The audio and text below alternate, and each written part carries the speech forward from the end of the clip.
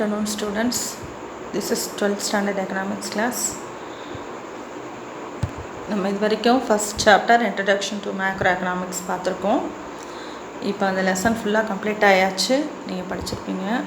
Next the second lesson national income, that is தேசிய வருமானம் அல்லது நாட்டு வருமானம். செகண்ட் சாப்டர் பற்றி பார்க்கலாம். இதில் என்னென்ன கண்டென்ட் பார்க்க போகிறோம் அப்படின்னா, அதாவது what are the meaning of national income, basic concept of national income, measurement of national income, how to measure the national income. So அதுக்கு முன்னாடி நம்ம த கிரேட் எக்கனாமிக்ஸ்ட் சாமுவெல்சன், பால் ஏ சாமுவெல்சன் என்ன சொல்லியிருக்கார் அப்படின்னா, the concept of national income is an indispensable preparation for tackling the great issues of unemployment, inflation and growth அப்படின்னு சொல்கிறாரு.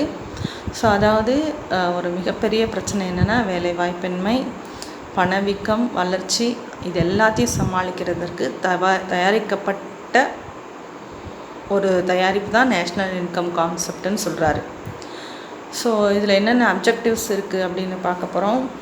Next இது what is the meaning of national income அப்படின்னா இதோட இன்ட்ரடக்ஷன் என்ன அப்படின்னு பார்த்தோன்னா, national income provides a comprehensive measure of the economic activities of a nation. அதாவது ஒரு நாட்டினுடைய பொருளாதார நடவடிக்கையை அளவிடும் ஒரு முழுமையான அளவுகோலாக தேசிய வருமானம் இருக்குதுன்னு சொல்கிறாங்க. ஒரு நாட்டினுடைய வாழும் சக்தியை எது குறிக்குது அப்படின்னா, it denotes a country's purchasing power. ஒரு கண்ட்ரியோட ரியல் இன்கம் என்ன, அதனுடைய டெவலப்மெண்ட் எப்படி இருக்குது, இது எல்லாத்தையுமே இந்த நேஷ்னல் இன்கமுடைய மெஷர்மெண்ட்டை பார்த்தோன்னா நமக்கு கிளியராக அண்டர்ஸ்டாண்ட் ஆகும் அப்படிங்கிறதையும் சொல்லியிருக்காரு. இதில் இதோட மீனிங் என்ன, இதோடைய கான்செப்ட் என்ன, இதோடைய மெஷர்மெண்ட் ஆஃப் நேஷ்னல் இன்கம் என்ன அப்படிங்கிறத பற்றி பார்க்க போகிறோம். ஸோ இதை ஃபஸ்ட்டு இதை இன்ட்ரடியூஸ் பண்ணவர் யார் அப்படின்னு பார்த்தீங்கன்னா, Nobel prize winner Simon குசனெட்ஸ்.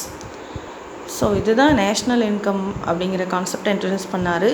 Next meaning of national income. National income means the total money value of all final goods and services. The total value of money, all valuable, சரியா, so that is produced in a country during the particular period of time. அதாவது 1 year ஆக கூட இருக்கலாம். ஒரு ஆண்டின் ஒரு நாட்டில் உற்பத்தி செய்யப்பட்ட மொத்த பண்டங்களின் பண மதிப்பு, value of year all final goods, சரியா, உற்பத்தி செய்யப்பட்ட பண்டங்களின் பண மதிப்பு தான் நேஷ்னல் இன்கம், சரியா. ஸோ அந்த value of income and goods and service வந்து பார்த்திங்க அப்படின்னா that is called national income. எதுக்கு டெஃபனேஷன் ஆல்ஃப்ரெட் மார்ஷலோடது அண்ட் குஷ்னெட் அப்படிங்கிற 2 பேர் கொடுத்துருக்காங்க. ஃபர்ஸ்ட் ஆல்ஃப்ரெட் மார்ஷலோட டெஃபனேஷன் என்னென்னு பார்ப்போம். The labour and capital of a country acting on its natural resources produce annually certain progress aggregate commodities, material and immaterial including services of all kinds. This is true net annual income or revenue of the country or national dividend. National dividend அப்படின்னா ஒரு நாட்டினுடைய உழைப்பு முதலில் சேர்றது. annually a certain net aggregate of commodities ன்னு சொல்கிறாங்க, material and immaterial including services of all kinds. அதாவது this is true net annual income or revenue of the country or national dividend. National dividend அப்படின்னா தேசிய ஈவுத்தொகை அப்படின்னு அர்த்தம்.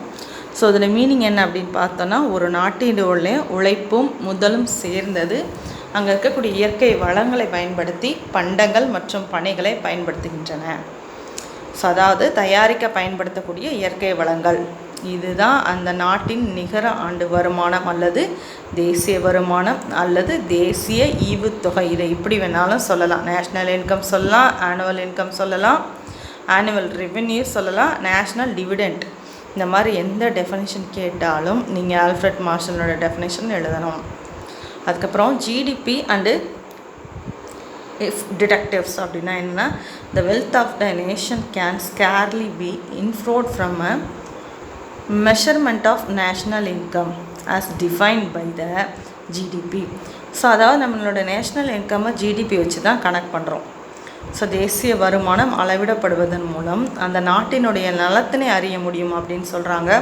ஒரு நாட்டினுடைய நேஷ்னல் இன்கம் இன்க்ரீஸ் ஆகுது அப்படின்னா அந்த கண்ட்ரி டெவலப்பிங் ஸ்டேஜ், அதாவது டெவலப்மெண்ட் ஸ்டேஜை நோக்கி போய்கிட்டு இருக்குது அப்படிங்கிற மீனிங். Next குஷனட்டோட definition. ஏன் ஒவ்வொரு டெஃபனிஷன் கீழேயும் அவங்களோட நேம் கொடுத்துருக்காங்கன்னா, சப்போஸ் மேபி பர்டிகுலராக வந்து ஒரு குறிப்பிட்ட ஒரு டெஃபனிஷன் கேட்கலாம். சரியா? இப்போ ஆல்ஃப்ரட் மார்ஷலோட டெஃபனிஷன் அப்படின்னா, அல்லது சைமன் குஷ்னட்டோடைய டெஃபனிஷன் சொல்லுங்கன்னு பர்டிகுலர் நேமை மென்ஷன் பண்ணிட்டாங்கன்னா நீங்கள் காமனான ஒரு டெஃபனிஷன் எழுத முடியாது. ஸோ அந்த பர்டிகுலர் டெஃபனிஷன்னா குஷ்னட் என்ன சொல்கிறாரோ அதை எழுதணும், சைமன். சரியா? So the net output of commodities and services falling during the year from the country's productive system into the hands of ultimate consumer or into net additional good to the country's stock of capital goods. அதாவது ஒரு ஆண்டில் பொருளாதாரத்தின் உற்பத்தி அமைப்பிலிருந்து பண்டங்களும் பணிகளும் உற்பத்தி செய்யப்பட்டு நிகர வெளியீடாக அவை இறுதி நிலை நுகர்வோர் கைகளுக்கு செல்கின்றது, அல்லது அந்நாட்டில் இருக்கக்கூடிய மூலப்பொருட்களின் இருப்போடு நிகர கூடுதலாக சேர்கின்ற வரைக்கும். ஸோ நம்ம என்ன சொல்கிறோம், ஒரு கமாடிட்டியை கம்ப்ளீட் கன்சியூமர் குட்ஸாக மாற்றுற வரைக்கும் நம்ம எவ்வளோ பண்டங்களையும் பணிகளையும் உற்பத்தி செய்கிறோமோ அதனுடைய நிகர வெளியீடு என்னன்னு சொல்கிறோம் அப்படின்னா நம்ம தேசிய வருமானம் அப்படிங்கிறதுல சொல்கிறோம் அப்படின்னு ஒரு டெஃபினேஷன் கொடுத்துருக்காரு. டெஃபினேஷன் வந்தாலே டிஃபைன்ற வார்த்தை நீ ஒரு எழுத்து கூட மாறக்கூடாது. சரியா? அப்பாஸ்டஃபி கொட்டேஷன் எதுவுமே ஏற்கனவே உங்களுக்கு 11th சொல்லியிருப்பேன். நெக்ஸ்ட்டு பாரு, basic concept of national income. National இன்கம்னுடைய பேசிக் கான்செப்ட், அதாவது அடிப்படை கருத்துக்கள், தேசிய வருவாயோட அடிப்படை கருத்துக்கள் என்னென்னு பார்ப்போம்.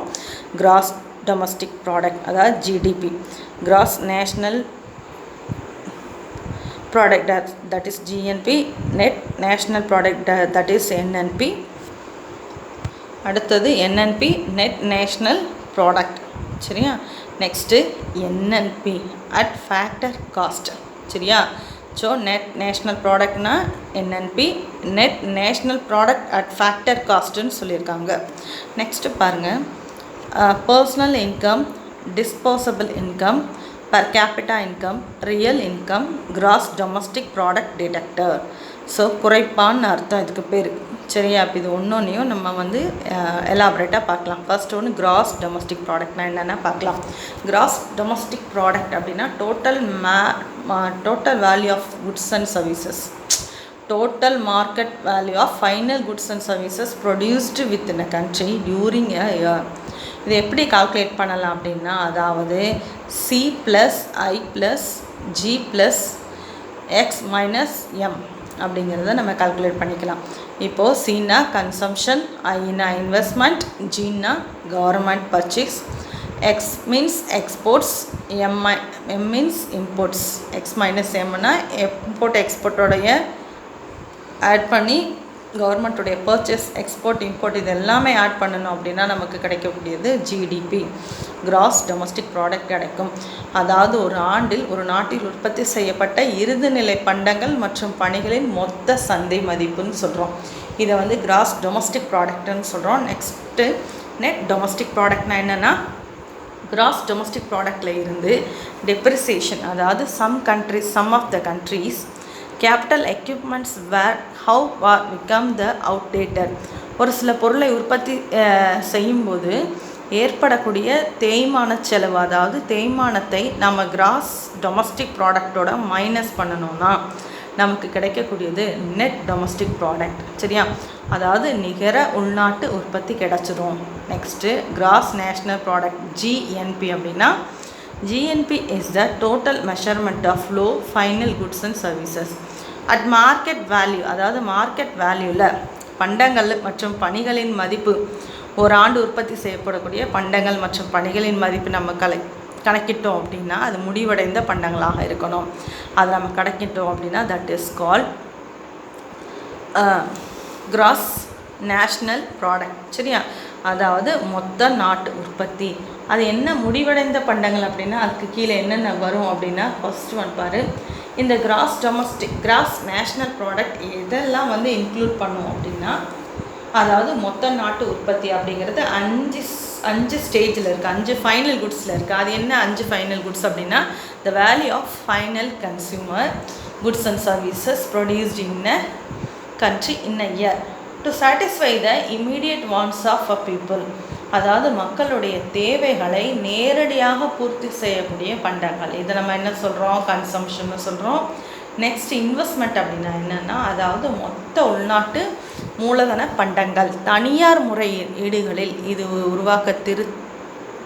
பார்த்திங்கன்னா வீடு கட்டுதல், உற்பத்தி வைக்கப்பட்டுள்ள முடிந்த அல்லது முடியாத பண்டங்கள்லாம் இதில் அடங்கும். அதாவது investment, that is gross private development, gross product development, சரியா? Gross private domestic investment in capital goods consisting of fixed capital formation. அதாவது முடிந்த மற்றும் முடியாத பண்டங்கள் அடங்கும். அதாவது இதை இன்வெஸ்ட்மெண்ட் அப்படின்னு சொல்கிறோம். That is gross private domestic investment in capital goods consisting of fixed capital formation. So இதை இன்வெஸ்ட்மெண்ட்டுன்னு சொல்கிறோம். Next goods and services produced or purchasing by a government. கவர்மெண்ட்டோடைய பர்ச்சேஸ் ப்ரொடியூசர் என்ன சொல்கிறோம் அப்படின்னா எக்ஸ்போர்ட் மட்டும் இம்போர்ட். ஸோ ஏற்றுமதி இறக்குமதி அப்ராட் கண்ட்ரிஸ்ன்னு சொல்கிறோம், சரியா? ஸோ இது எல்லாத்தையும் எக்ஸ் மைனஸ் எம்னு சொல்கிறோம், சரியா? இது எல்லாமே சேர்ந்தது தான் கிராஸ் நேஷ்னல் ப்ராடக்ட்டு, சரியா? அதாவது C + I + G + X - M. அதில் R - P அப்படிங்கிறது எதை குறிக்குது அப்படின்னா, அதாவது நிகர ஏற்றுமதி என்பது வெளிநாடுகளில் இருந்து இறக்குமதி செய்யப்பட்ட வருவாய்க்கும், அதாவது வெளிநாட்டுக்கு ஏற்றுமதி செய்யப்படக்கூடிய காரணி வருவாய்க்கும் இடையே இருக்கக்கூடிய தொடர்பு. சொல்கிறது புரியுதாப்பா? அதாவது ஏற்றுமதி வெளிநாடுகளிலிருந்து நம்ம என்ன செய்கிறோம்? இறக்குமதி பண்ணுறோம். ஒரு சில பொருட்களை நம்ம வாங்குகிறோம், இறக்குமதி பண்ணுறோம். ஸோ அதுக்கு நம்ம கொடுக்கக்கூடிய பணத்துக்கும் நம்ம நாட்டிலேருந்து வெளிநாடுகளுக்கு என்ன செய்கிறோம்? எக்ஸ்போர்ட் பண்ணுறோம். ஸோ அதுக்கு அதுலேருந்து வரக்கூடிய லாபத்தையும் என்ன செய்யணும்? மைனஸ் பண்ணும்போது வரக்கூடியதான் net national product. So gross national ப்ராடக்ட்லேருந்து நம்ம என்ன பண்ணுறோம் அப்படின்னா டெப்ரிசியேஷனை மைனஸ் பண்ணணும். அப்படி மைனஸ் பண்ணும்பொழுது நமக்கு கிடைக்கக்கூடியது net national product. Net national product at factor காஸ்ட்னால் என்னென்னு பார்க்கலாம். அதாவது ஏற்கனவே நான் சொல்லியிருக்கேன், ஒரு நாட்டில் ஏற்றுமதி அதிகமாக இருந்தாலும் அந்த நாட்டினுடைய பொருளாதாரத்துக்கு நல்லது. இறக்குமதி அதிகமாக இருந்துச்சுன்னா அது முன்னேற்றத்தை குறைக்கும் ஒரு செயல்பாடுன்னு நம்ம படிச்சிருக்கோம், 11th சொல்லியிருக்கோம், சரியா? ஸோ நல்லா ஞாபகம் வச்சுக்கோ. Net national product. அடுத்து net national product at factor cost அப்படின்னா net national product is refers to the market value of output. ஒரு மார்க்கெட் வேல்யூ ஆஃப் அவுட்புட்னா ஒரு அவுட்புட்டை உற்பத்தியை இப்போ இருக்கக்கூடிய சந்தை விலையில் நம்ம அதோட மதிப்பை போட்டோன்னு சொன்னால் that is called net national product at factor cost. It is equal to net national product factor cost price minus indirect tax plus subsidies. Indirect டேக்ஸையும் சப்சிடிஸையும் ஆட் பண்ணி நம்ம மார்க்கெட் ப்ரைஸில் நிகர நாட்டு உற்பத்தியை நம்ம மைனஸ் பண்ணோம்னா நம்மளுக்கு என்ன கிடைக்கும்னா factor cost of net national product கிடைக்கும். நெக்ஸ்ட்டு பர்சனல் இன்கம் அப்படின்னா ஒன்று தனிநபருடைய வருமானம். அதாவது personal income is a total income received by the individuals of a country from all sources before by payment of direct tax in the year. அப்போ ஒரு தனிநபர் வருமானம் என்பது ஒரு ஆண்டில் ஒரு நாட்டில் வசிக்கும் ஒவ்வொரு தனிநபருக்கும் பல வழிகளிலிருந்து கிடைக்கக்கூடிய வருமானம்னு சொல்லலாம். ஸோ அது என்னவாக இருக்கலாம்? வாரமாக இருக்கலாம், வாடகையாக இருக்கலாம், வட்டியாக இருக்கலாம், கூலியாக இருக்கலாம், எப்படி வேணாலும் இருக்கலாம். ஸோ இதை நம்ம கால்குலேட் பண்ணணும் அப்படின்னா that is called personal income, தனிநபருடைய வருமானம். Next disposable income. டிஸ்போசபிள் இன்கம்னா ஒரு தனிநபர் செலவிடக்கூடிய வருமானத்தை குறிக்குது. ரொம்ப இது இம்பார்ட்டண்டான 2 மார்க்குடா. டிஸ்போசபிள் இன்கம் ஒரு தனிநபர் செலவிடக்கூடிய வருமானத்துக்கும். இப்போ இது நிறைய 1 வேர்ட்ஸில் கேட்குறாங்க, சரியா? ஜென்ரலில் கூட கேட்பாங்க. ஸோ இது ரொம்ப இம்பார்ட்டன்ட் 2 மார்க்குடா. ஒரு தனிநபர் செலவிடக்கூடிய வருமானத்தை குறிக்கும். ஒரு தனிநபருடைய வருமானத்திலிருந்து நேர்முக வரிகளை கழித்ததுக்கப்புறம் நமக்கு கிடைக்கக்கூடிய அந்த கால்குலேஷனை தான் நம்ம டிஸ்போசபிள் இன்கம்னு சொல்கிறோம், சரியா? நெக்ஸ்ட்டு பெர் கேபிட்டா இன்கம் அப்படின்னா the average income of a person of a country in a particular year is called per capita income. அதாவது தல வருமானம், தனிநபர் வருமானம் வேறு, தல வருமானம் வேறு. பர்சனல் இன்கம்ன்றது தனிநபர் வருமானம், பர் கேபிட்டா இன்கம்ன்றது தலா வருமானம். சரியா? தல வருமானம்ன்றது ஒரு ஆண்டு ஒரு நாட்டில் இருக்கக்கூடிய ஒரு நபரின் சராசரி ஆண்டு வருமானம் தான் தல வருமானம். இது எப்படி கால்குலேட் பண்ணோம்னா, national income divided by population, நாட்டு வருமானத்தை மொத்த மக்கள் தொகையால் டிவைட் பண்ணோன்னா நமக்கு கிடைக்கக்கூடியது. சரியா? நெக்ஸ்ட்டு ரியல் இன்கம் அப்படின்னா nominal income is national income. Real income அப்படின்னா nominal income is national income expressed terms of general price level. அதாவது ஒரு பண வருவாய் அப்படிங்கிறது தேசிய வருமானத்தை ஓராண்டில் இருக்கக்கூடிய பொது விலைகளின் அடிப்படையில் மதிப்பிடுறோம். ஸோ அந்த ஆண்டில் பொதுவாக ஜென்ரல் ப்ரைஸ் லெவல் ஒரு பர்டிகுலர் இயரில் என்னென்ன நடக்குதோ, ஸோ அது எப்படி அந்த விலை ஏற்ற இறக்கங்கள் இருக்குதோ அதுக்கு தகுந்த மாதிரி நம்ம நேஷ்னல் இன்கம் கால்குலேட் பண்ணால் that is called income, real income. சரியா? National income is equal to current ப்ரைஸ்ன்னு சொல்கிறாங்க, ப்ளஸ் P1 P0. நெக்ஸ்ட் பாரு, P அப்படிங்கிறது price index during current year, P0ன்றது price index during base year. அப்போ எப்படின்னா P1 அப்படிங்கிறது price index during current year, P0ங்கிறது price index during base year. அதாவது எப்படி அப்படின்னா பேஸ் இயர் அப்படிங்கிறது அடிப்படை ஆண்டினுடைய விலை குறியீடு, கரண்ட் இயர்ன்றது நடைப்பாண்டியோட நடை குறியீடு எண். The last one GDP detector, important 2 mark தான் இது. டிடெக்டர் அப்படிங்கிறது ஜிடிபியின் குறிப்பிடப்பட்டுள்ள பண்டம் மற்றும் பணிகளின் விலை மாற்று குறியீடு. சரியா? அதாவது GDP deflator is an index of price changes of goods and services including GDP. It is அதாவது விலை மாற்ற குறியீடு, ஜிடிபி குறிப்பிடப்பட்டுள்ள பண்டங்கள் மற்றும் பணிகளின் விலை மாற்ற குறியீட்டு நம்ம என்ன சொல்கிறோம்? டிஃப்ளெக்டர். அதாவது ஜிடிபி குறைப்பான் அப்படின்னு சொல்லணும். தான் இது எப்படி கால்குலேட் பண்ணலான்னா, GDP deflator equal to nominal GDP divided by real GDP into 100. சரியா? இந்த கால்குலேஷன் போட்டோம் அப்படின்னா நமக்கு ஜிடிபி கிடைக்கும். இது நம்ம ஃபார்முலா வைஸ் இருக்குது, நீங்கள் ஹையர் செகண்டரி போகும்போது இதை படிப்பேன். சரியா? இப்போ இது வரைக்கும் என்னென்ன பார்த்துருக்கோன்னா, national income, what is the meaning of national income, what are the basic concepts of national income, what are the definitions of national income, basic கான்செப்ட்னு பார்த்தோம். சரியா?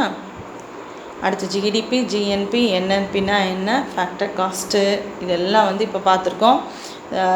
So NNP factor cost, NNP அதாவது பர்சனல் இன்கம்னா என்ன, disposable இன்கம்னா என்ன, per capita income பார்த்துருக்கோம், real income பார்த்துருக்கோம். சரியா? So இதெல்லாம் நடத்துகிறதோடு மட்டும் இல்லாமல் தயவுசெய்து புக் எடுத்து ரீட் பண்ணி பாரு. சரியா? இதில் இம்பார்ட்டன்ட் 5 மார்க் வரதுக்கு சான்சஸ் இருக்குது.